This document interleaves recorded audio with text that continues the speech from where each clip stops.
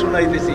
মার পেটে যখন আসছেন, আসতে দেরি আমেনার শরীর ফাইটা, আমেনার শরীর থেকে ফুটা সুঘ্রাণ মোহিত হইতে দেরি হয়। চতুর্দিকে সুঘ্রাণ ছড়াইতে থাকতো। আমেনা কোনো দিকে যেতে পারতো না, যেখানে যেত ওইখানে তুফানের মতো সুঘ্রাণ ছড়াইতে থাকতো। আমেনা বিধবা ছিল, আরবের রীতি আর নীতি ছিল বিধবা মহিলা সুঘ্রাণ লাগাইতে পারবে না।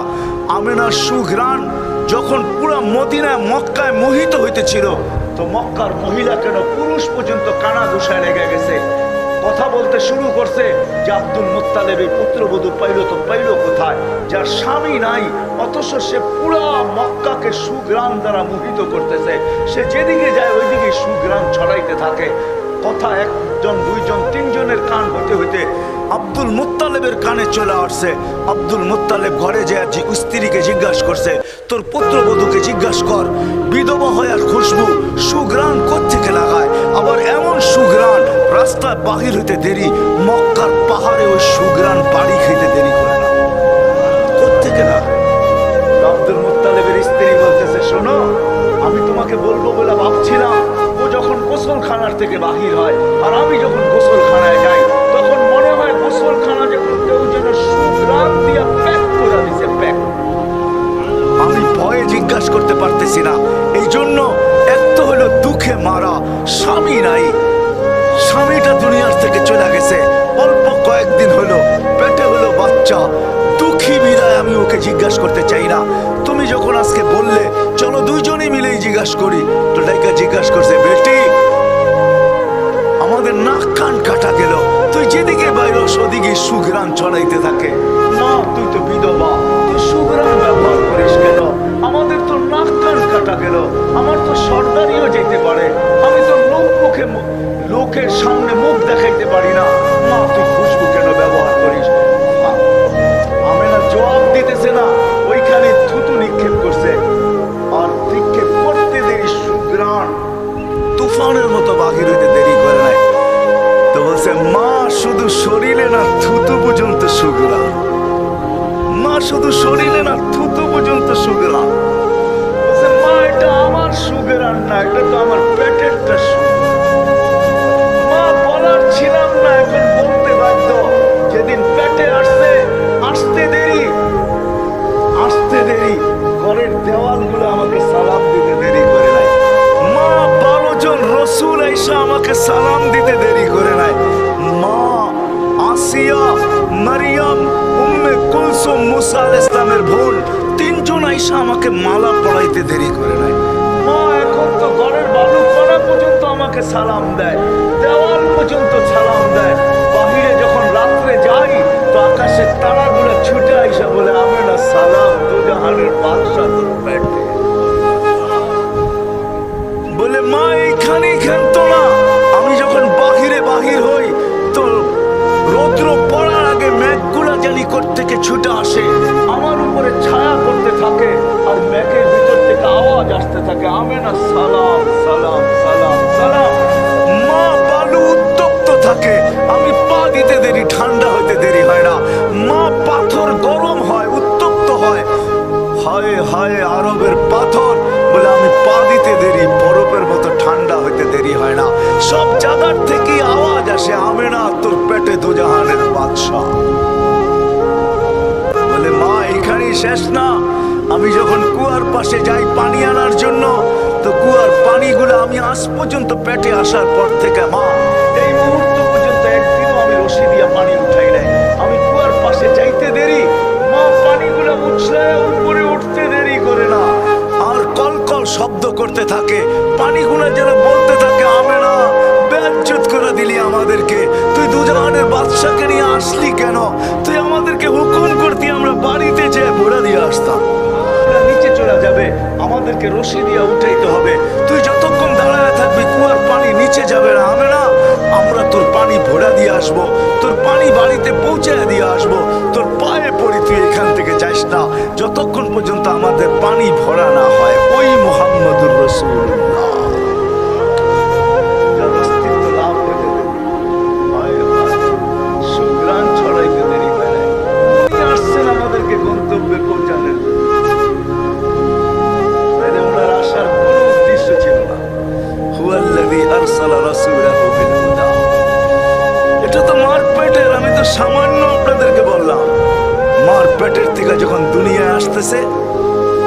শুধু মার পেটে 10 মাস থাকাকালীন যা ঘটছে, আমেনার যা রেওয়ায়াত আছে, ওগুলো বর্ণনা করলে এই রাত কেন আমার জীবন শেষ হয়ে যাবে। যে কি ঘটছে, কি অলৌকিক জিনিস ঘটছে, কি ঘটছে, সুঘ্রাণই সুঘ্রাণ। আমেনার শরীর থেকে সুঘ্রাণ বাহির হবে না কেন? দুজাহানের সুখবাদ ছিল। হায় হায় হায়। চলেন একটু আগে নিয়ে যাই। যখন জন্ম হইতেছিল, দুনিয়াতে আসতেছিলেন আব্দুর রহমান ইবনে আউফ রাদিয়াল্লাহু তাআলা আনহুর আম্মা শেফা। উনি বলতেছিলেন কান্নাল মিসকা ইয়াফুর, সুঘ্রাণ ছড়াইতে ছড়াইতে আসতেছিলেন। একদম মার গায়ের সুঘ্রাণ, আরেকটা হলো অস্তিত্বের সুঘ্রাণ। এখন তো নিজেই চলে আসতেছে সুঘ্রাণ নিয়া। সমগ্র জগৎটা সুঘ্রাণে মোহিত হইতেছিল। গায়ে একটা ময়লার কণাও ছিল না। মুক্তুনান, মুসলমানি মার পেটে, মুক্তু আসুররা, নাবি মার পেটেই জেনেকে কেটে দিছে। আসার পরে চাটাইয়ের উপরে, চাদরের উপরে রাখতে দেরি, সেজদায় যেতে দেরি করে নেয়, লম্বা সেজদা। আম্মাজান বলতেছে কুলতা মা কুলতা, তুই জানি কি বলছিস আমি বলতে পারি না, কি বলছিস আমি বলতে পারি না। তারপরে আত্মাহিয়াত সূরাতে উঠা বসছে, শাহাদাত আঙ্গুলি উপরের দিকে উঠাইতে দেরি, সমগ্র জগৎটা আলোকিত হইতে দেরি। চিটাঙ্গের মানুষ যেদিন দুনিয়াতে পা রাখে, নিয়ম হলো দুনিয়ার সমুদ্রের সিস্টেম হলো এক মোহনার মাছ আরেক মোহনায় পাওয়া যায় না। মোহনা বোঝেন? এক নদী আরেক নদী, এক মোহনা সমুদ্রের আরেক মোহনা। আমাদের মোহনায় যেটা পাওয়া যায় ওটা পাশের মোহনায় পাওয়া যায় না। আমাদের ইলিশ এই জন্য ইন্ডিয়া যায়, যদিও মোহনা অনেক কাছে ওনাদেরটা, কিন্তু ওনাদের মোহনায় আমাদের ইলিশ পাওয়া যায় না। আমাদের ওই সিলভার পাওয়া যায় না, সিলভার, সিলভার বোঝেন কি, রূপালী ইলিশ পাওয়া যায় না। কিন্তু যেদিন আল্লাহর রাসূল দুনিয়ায় আসতেছিলেন, নদীর সমুদ্রের সমস্ত প্যারা আল্লাহ উঠায় দিয়েছেন। এক মোহনার মাছ আরেক মোহনার মাছকে যে সুসংবাদ দিছে, বলছে আজকে দুজাহানের বাদশা চলে আসছে। ওই দিন সমুদ্রে কোনো বাধা বিপত্তি ছিল না, মোহনা ছিল না। এক মোহনার এক সমুদ্রের আরেক সমুদ্রে, এক নদীটা আরেক নদীতে ছুটতে ছিল আর সুসংবাদ দিতে ছিল দুজাহানের বাদশা চলে আসছে। জীবনে আকাশে ফেরেশতাদের ছুটি হয় নাই, কিন্তু একদিন, প্রথম 2 দিন ছুটি হয়েছে। প্রথম দিন যেদিন আল্লাহ রাসূল দুনিয়াতে পা রাখেন, ওদিন আকাশের ভিতরে হুল্লোড় চলতেছিল, আকাশের ভিতরে আনন্দ চলতেছিল। এক আকাশের ফেরেশতা আরেক আকাশকে, এক ফেরেশতা আরেক জনকে গলা মিলতেছিল আর সুসংবাদ দিতেছিল, যা সাইয়্যিদা উলদে আদম, যা যাইনা ফা ইয়াউমিল কিয়ামা, দুজাহানের বাদশা চলে আসছে। ওই দিন ছুটি ছিল, ছুটি।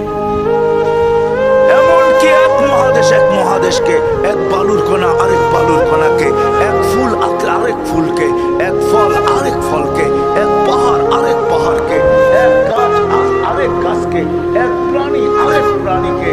ওই দিন এমনকি সিংহ পর্যন্ত বাঘকে বলছে দুজাহানের বাদশা চলে আসছে। আমাদের জুলুম চলবে না, আশা গেছে দুজাহানের বাদশা যেদিন দুনিয়াতে পা রাখেন, দুনিয়াতে পা রাখছেন। আমি শর্ট করতেছি, কয়েক ঘন্টা মধ্যখানে অনেক কিছু ঘটে গেছে, ওটা আমি বলতে চাইতেছি না। আমেনা কোলে নিয়ে কাঁদতেছিল, সবাই জিজ্ঞাসা করছে, দাদা, চাচা, ফুফু, খালা, সবাই জিজ্ঞাসা করতেছে আমেনা কাঁদিস কেন, কেন কাঁদিস? বলছে আব্দুল্লাহ নাই। বলছে আব্দুল্লাহ নাই মানে? কেন? প্রথম বাচ্চা আব্দুল্লাহ যদি থাকতো তাহলে এতক্ষণে মিষ্টির দোকানও বুক হতো, ঠিক না? প্রথম বাচ্চা হইলে কি করে বিদেশ পর্যন্ত পয়সা পাঠায়, কি বাচ্চা হয়েছে বেড়া কথা, আধা কেজি হইলেও সবাইরে দিবা, ঠিক না? কি দোকান বুক না? আবার কি খেলনা ওইখান থেকেই পাঠায়, চিন্তা করো না, খেলনা পাঠায় দিতেছি। যে আসে ওর পায়ে ধরে যায়, দেশিরটা কেউ আইলে আর পায়ে ধরে, প্রথম বাচ্চা হয়েছে আমার, 2 মাস আগে একটু খেলনা যদি না নিয়ে যাস কেমন দেখা যায়, একটু এলো লয়ে যা, ঠিক না? আমেনা কাঁদতেছে, আব্দুল্লাহ নাই। সবাই জিজ্ঞেস করতেছে কি কারণ, কি বলছে আব্দুল্লাহ নাই, যদি থাকতো প্রথম বাচ্চা তাহলে খেলনা নিয়ে আসতো। আল্লাহ কানে কানে বলতেছে আমেনা আব্দুল্লাহ কিসের খেলনা আনতো? মাটির, কাঠের, প্লাস্টিক, আতর, পাথর। আমেনা আব্দুল্লাহ নাই তো কি হয়েছে? তোর সাথে একটা সম্পর্ক, আমার সাথে আরেকটা সম্পর্ক। তোর তো সন্তান, আমার তো বন্ধু। ডুবতে দে সূর্য আমেনা, ডুবতে দে, ডুবতে দে সূর্য, ডুবতে দে। আমি চাঁদকে খেলনা বানায় পাঠায় দেব। আব্দুল্লাহ থাকলে তো দুনিয়ার মাটি আর পাথর আর প্লাস্টিক আর কাঠের খেলনা আনতো, আমি আমার বন্ধুর জন্য চাঁদকে খেলনা বানায় পাঠায় দেব। আবু তালেব বলে সূর্য ডুবছে, আমরা বাহিরে চোখের উপরে শোয়া দিতে দেরি, বাদাল কামরু আইয়া দিল, চাঁদ নিচে আসতে দেরি করে দেয়। দ্রুত গতিতে নিচে নামতে ছিল, নামতে নামতে যখন মাথার উপরে চলে আসছে, তো আমি একটা চিৎকার দিয়ে ফেলছি, খাসি তু আইয়া কা আলাই, তোমার উপরে পড়ে না যায়, কিন্তু মাথার কাছে থেমে গেছে। তুমি 10 থেকে 12 ঘন্টার বাচ্চা ছিলা, তুমি হাত পাও নাড়তে ছিলা, তোমার হাতের পায়ের ইশারায় চাঁদ উপরে ডান্স করতেছিল। ডান্স, ডান্স বোঝেন? ডান্স কি? নাচতে ছিল, নাচতে নৃত্য করতেছিল। বলে চাচা জানেন চাঁদ কি বলতেছিল? বলে কত জানেন? বলে আন্নাল কামারা ইউগান্নিনি ওয়া ইউহাকিনি ওয়া ইয়ামনাউনি মিনাল বুকা। চাঁদ আমাকে ছন্দ শুনাইতেছিল, কান্না থেকে বিরত রাখতেছিল, আমি যেন না কাঁদি, কাঁদলে আমার কষ্ট হবে। আর আল্লাহ চাঁদকে আমার জন্য খেলার জন্য, চাঁদকে আমার কাছে খেলার জন্য পাঠায় দিয়েছে, আমার খেলনা বানায় পাঠায় দিয়েছে।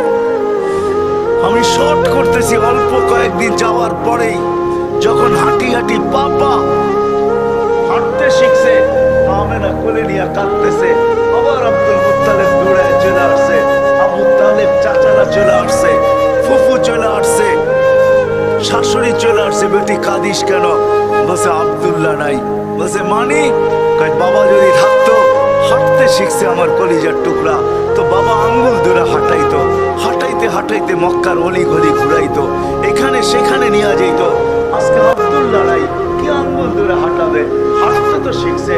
আল্লাহ কানে কানে বলতে হবে না, আব্দুল্লাহ ঘুরাইলে আর কোথায় বা ঘুরাইতো? তুই কাঁদিস কেন?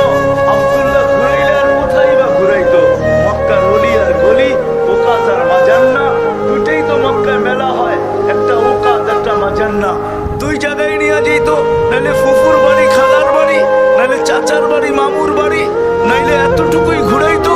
আসতে দে না ঘুরানোর সময়, ঘুরার সময় আসতে দে। আমেনা কাঁদিস না, এটা তো তোর সন্তান, মাহবুব তো আমার, আসতে দে ঘুরার সময়। আমি রব নিজে চলে আসবো, ওয়াল্লাযী আসরা বিআবদিহি, আমি নিজে চলে আসবো, আমার বন্ধুর আঙ্গুল আমি নিজে ধরবো। এখান থেকে বাইতুল মুকাদ্দাস নিব, এইখান থেকে প্রথম আকাশ নিব, দ্বিতীয় তৃতীয় চতুর্থ পঞ্চম ষষ্ঠ সপ্তম সমগ্র আকাশ ঘুরে দেখাবো, বাইতুল মামুর দেখাবো, লৌহ দেখাবো, কলম দেখাবো, জান্নাত দেখাবো, জাহান্নাম দেখাবো, আরশ দেখাবো, কুরসি দেখাবো, আমার সমগ্র সৃষ্টি দেখাবো। তারপরে আমার পাশে বসে আমাকে দেখায় তোরটা তোর কোলে পাঠায় দিব। কাঁদিস কেন? ওই মুহাম্মদুর রাসূলুল্লাহকে আল্লাহ পাঠাইছেন আমাদেরকে গন্তব্যে পৌঁছানোর জন্য। আমি বুঝাইতে পারছি কিনা জানি না, আমাদেরকে গন্তব্য নিয়ে যাওয়ার জন্য। আমাদের গন্তব্য কিন্তু কবর, আমাদের গন্তব্য কিন্তু আখিরাত। আমরা কিন্তু যাত্রী, যাত্রা কিন্তু চলমান, থাইমা নাই, কিন্তু আমাদেরকে কে নিয়ে যাবে? উনি আমাদেরকে নিয়ে যাওয়ার জন্য আসছেন। হায় হায়, ওই ব্যক্তিত্ব, ওই মুহাম্মদুর রাসূলুল্লাহ, যার শানের বর্ণনা আমি সামান্য দিলাম, সামান্য। দ্বিতীয় আবার ফেরেশতাদের ছুটি ছিল কখন জানেন? যখন আল্লাহর রাসূল আকাশের ভ্রমণে যায় মেরাজে, ওই দিন ফেরেশতাদের ছুটি ছিল। ইবাদতের দ্বারা এটাই বোঝা যায় যে ওই দিন শুধু ছুটি ছিল এই জন্য যে আল্লাহর রাসূলের দর্শন করার জন্য, দেখার জন্য। ওই নবীকে পাঠাইছেন, যার ইশারা পাইলে ভাগ্য বলে, যার ইশারা পাইলে, ইশারা বোঝেন কি? এরকম না,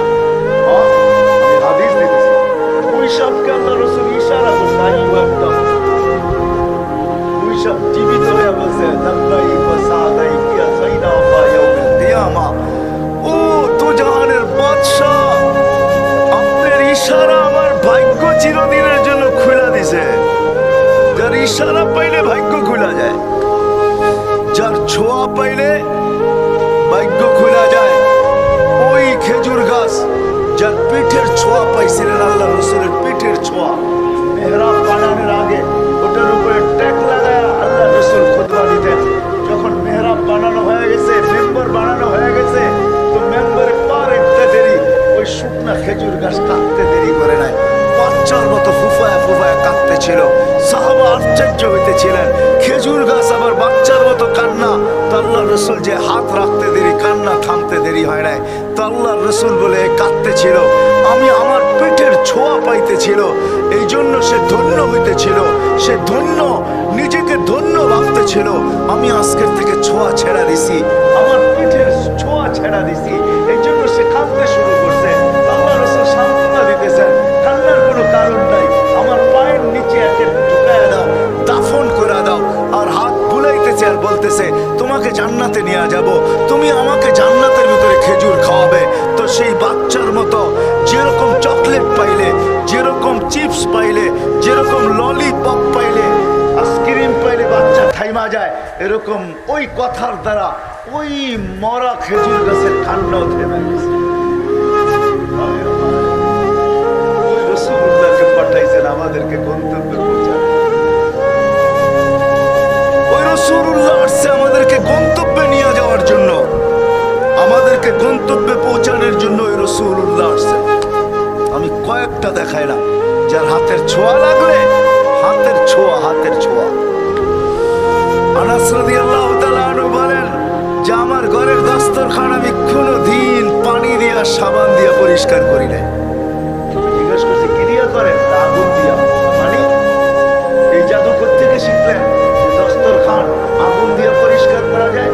করে না, না পরিষ্কার হয়ে যায়, করে না, করার ক্ষমতা নাই। বলছে জাদু থেকে শিখলেন? জাদু না। বলে তাইলে কি? বলে মুহাম্মদ রাসূলুল্লাহর হাতের ছোঁয়া। আল্লাহ রসুল এই দস্তরখানে খায়া হাত মুছছিলেন, ওই দিন থেকে আমি আগুনে নিক্ষেপ করি, আগুন দস্তরখান খায় না। যার হাতের ছোঁয়া পাইলে, ছোঁয়া ছোঁয়া ছোঁয়া পাইলে আগুন ওটাকে ধরতে পারে না, ওটাকে বৎস করতে পারে না, আগুন ওটাকে ছাই বানাইতে পারে না, আগুন ওটাকে চালাইতে পারে না। ওই মুহাম্মদুর রাসূলুল্লাহ আসছেন আমাদেরকে গন্তব্যে নিয়ে যাওয়ার জন্য। আমাদের ভাগ্য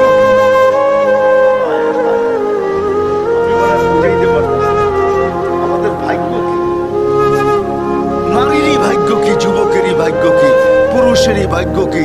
এই উম্মতের ভাগ্য কত বড়, চান কপাল। ওই মুহাম্মদুর রাসূলুল্লাহ আসছেন আমাদেরকে গন্তব্যে নিয়ে যাওয়ার। যার কথা শুনতে দেরি, আলী রাদিয়াল্লাহু তাআলা আনহুকে বলতেছে খেজুরের সিজন না, গাছও কোনো তাজা না, শুকনা গাছ, খেজুরের সিজনও না। আল্লাহর আলী রাদিয়াল্লাহু তাআলা আনহুকে আল্লাহ রাসূল বলতেছেন, আলী যাও এই খেজুর গাছকে বলো, আল্লাহ রসুল বলতেছে কাঁচা পাকা খেজুর যেন দেয়। বলতেছেন আল্লাহ রসুল বলছে কাঁচা পাকা খেজুর দাও, বলতে দেরি, টক টক করতে দেরি হয়। হ্যাঁ কিতাবে আছে, যার কথা শুনতে দেরি খেজুর দিতে দেরি করে নাই। টুকরি ভরা নিয়ে আসছেন কাঁচা পাকা, আল্লাহ রসুল বলছে আলী তুমি পাকাটা খাও, কাঁচাটা খাও না, কেন তোমার চোখ করছে, তোমার কাঁচাটা খাওয়া ঠিক হবে না। ইবনে আব্বাস রাদিয়াল্লাহু তাআলা আনহু বলতেছেন আল্লাহ রসুল বাহিরে হয়েছেন বাথরুমের জন্য, কিন্তু কোথাও কোনো পর্দা করার মতো পরিস্থিতি নাই। দূরে দূরে দেখা যাইতেছে কিছু ঝোপ ঝাড়ি, ছোট্ট ছোট্ট গাছ আছে। আল্লাহ রসুল বলছে এদেরকে যে বলো যে আল্লাহ রসুল প্রয়োজন মেটাবে, এরা যেন আল্লাহ রসুলের জন্য পর্দা করে। বলে আমি বলতে দেরি গাছগুলা, ওই ঝাড়িগুলা, ওই ছোট্ট ছোট্ট গাছগুলা নিজের জায়গার থেকে উঠতে দেরি করে নাই, মানুষের মতো হাঁটতে ছিল, আর একটা একটার সাথে মিলতে ছিল, মিলতে মিলতে গোল আকৃতি হয়ে পর্দা হয়ে গেছে। আল্লাহ রসুল ওইখানে নিজের প্রয়োজনকে সারছেন, তারপরে বাহির হয়ে আমাকে বলছেন গাছগুলাকে বলো, এই ঝাড়িগুলাকে বলো, জঙ্গলগুলাকে বলো নিজের জায়গায় চলে যেতে। ইবনে আব্বাস বলেন আমি দৌড়ে যায় বললাম তোমাদেরকে আল্লাহ রসুল বলছে করছে যার যার জায়গায় চলে যেতে, বলে মানুষের মতো ছুটতে শুরু করছে, যার যার জায়গায় লেগে গেছে, বুঝেই যেতে ছিল না যে এখান থেকে কেউ উঠছে বা আবার এসে বসছে। বলে আমি দৌড়ে দেখতে গেছি আল্লাহ রসুল যে প্রয়োজন সেরা আসলেন, ওইখানে কি অবস্থা? বলে মা ওয়াজাদতু ইল্লা রায়হা, আমি ওইখানে যে সুঘ্রাণ ছাড়া কিচ্ছু পাই নাই। ওই রসুল আসছে, আমাদের মানুষ, ওই রসুল আসছে।